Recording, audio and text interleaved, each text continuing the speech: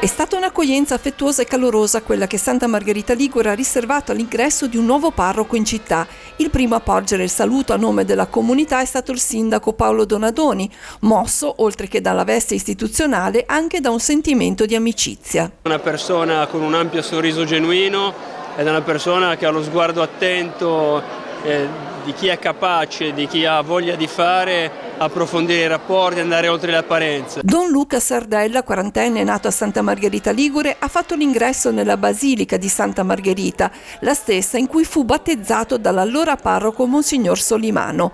Ad accoglierlo i fedeli delle due comunità a lui affidate, Santa Margherita.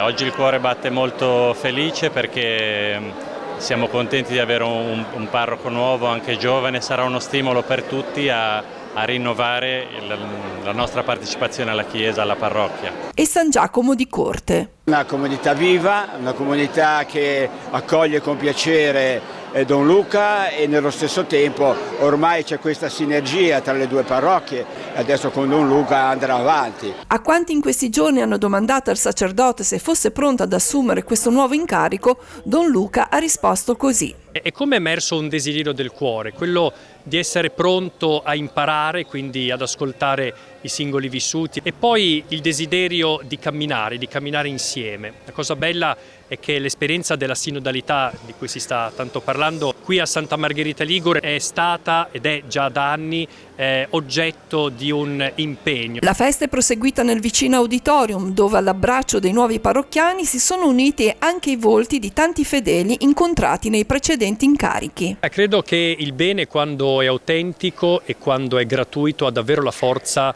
di non morire mai. Allora forza Don Luca, rimani con noi, ora santa ancora più bella, perché c'è Don Sardella, perché c'è Don Sardella.